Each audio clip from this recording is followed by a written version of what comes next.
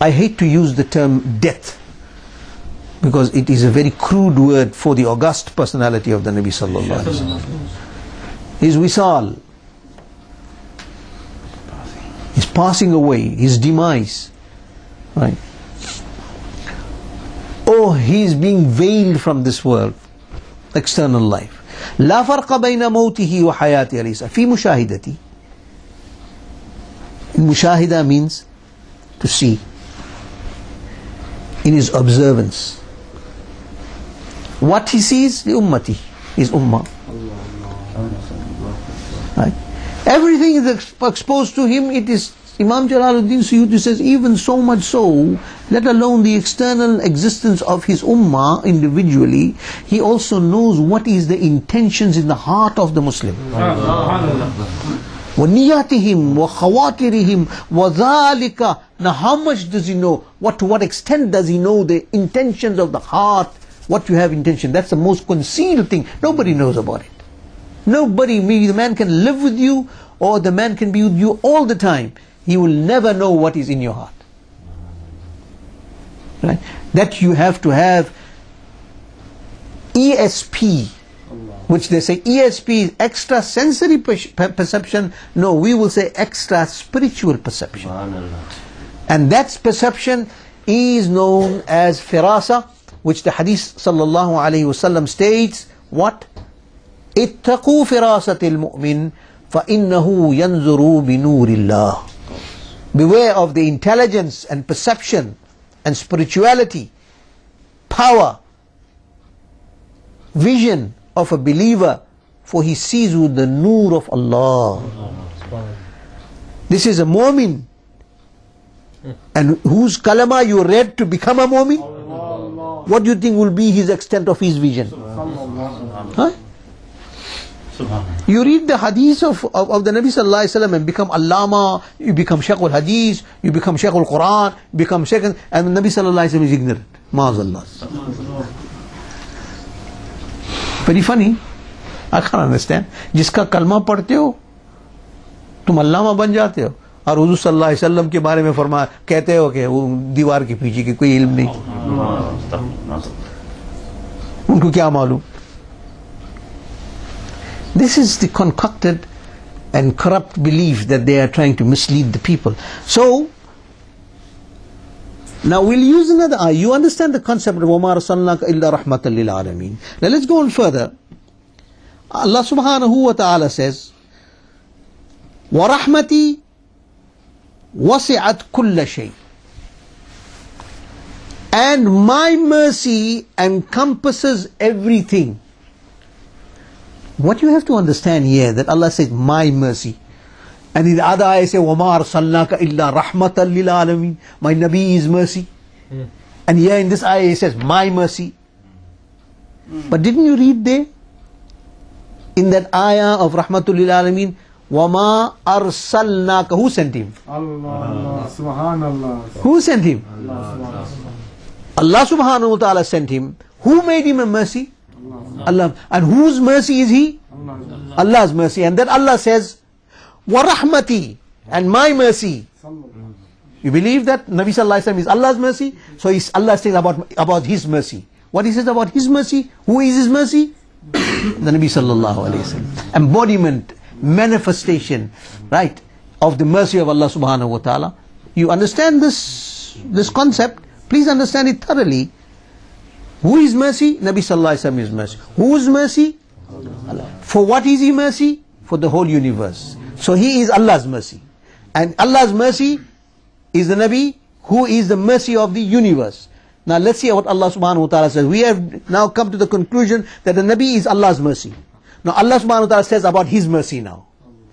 Who is his mercy? Nabi Sayyidina Muhammad sallallahu alaihi wasallam. And he says, وَرَحْمَتِي, and my mercy. وَسِعَتْ كُلُّ شَيْءٍ, encompasses everything. Allah. So how you translate it? And my mercy, that is وَمَا أَرْسَلْنَاكَ إِلَّا رَحْمَةً لِلْعَالَمِينَ. My mercy, Allah's mercy is Nabi. Nabi is Allah's mercy. So Allah says my mercy. What he says? My Nabi, my Rahmatul Lil Alameen. Right? He encompasses everything, kullu shay, man, animal, vegetation, or whether you can call it whatever you want, encompasses everything. So where is everything? Everywhere. Everything is everywhere. So where is Nabi Sallallahu Alaihi Wasallam mercy? Everywhere. So where is the Nabi? Haazir and Naazir? Everywhere. So where are you going to stop your pen or your mouth? And how are you going to advocate against this? Nabi Sallallahu Alaihi Wasallam has to be Haazir and Naazir. Otherwise you are going to reject lot and lots of ayats of the Holy Qur'an, which is not Iman and which is not Islam. Right? Okay. Let's go to another ayah of the Qur'an. ما كان الله ليعذبهم وأنت فيهم.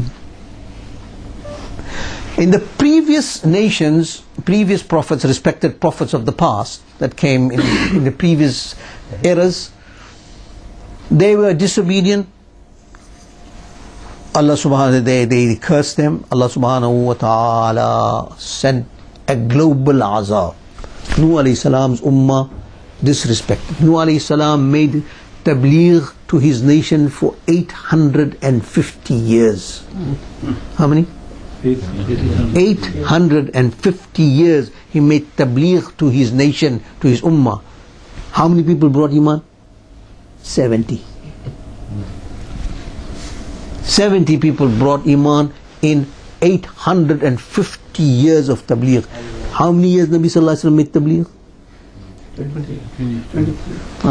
23 years tabligh he made. But he presented his impeccable personality for the balance of the years as an example, so that the people can digest when he say that whatever I tell you, you believe it. Say yes. Why? Because you sadiq, you ameen, you truthful, you never lied. That was a preparation period. What did he present in all those years? 23 years, 23 years he lived for? 63 years. So what did he do? What did he present in that balance of those years that he made tabligh? 40 years, what did he present? His character. His character. His impeccable character. His marvelous character. His spotless character. That's what he was, the preparation and introduction to his message, so that they will be able to digest it. And when he made tabligh, 23 years tabligh, how many Muslim?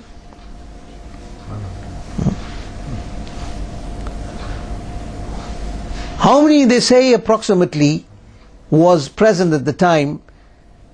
About 120,000 to 140,000 were present in the final Hajj, and that time not all Sahaba were present at that time. Some were far away, they didn't come to in the final Hajj, in the last Hajj, in the last sermon, in the last Hajj Nabi Sallallahu Alaihi Wasallam performed. They didn't come, the Hajjatul Wida. Right? So Nuh alayhi salam, 850 years, 70 people brought Iman. So he was so angry with them. Allah subhanahu wa ta'ala ordered him to build an ark. You know about the ark? They say Noah's ark. We don't say Noah. Sayyidina Nabi Nuh ala nabiyyana alayhi salatu wassalam wal adab. He, by the order of Allah subhanahu wa ta'ala, built the ark. And when we started building the ark, they were mocking him.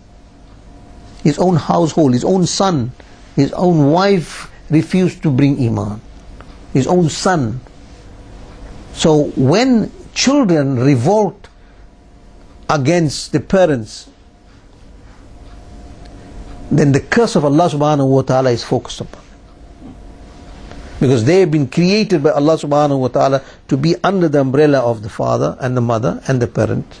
And they are the guide, and no parent will misguide his child. If he misguides his child, then he is not fit to be a parent. And a parent will always select the best for his child. That's the nature that Allah subhanahu wa ta'ala has placed in the heart of fatherhood or motherhood. What they did, they started mocking him, and when the ark, the basic structure of the ark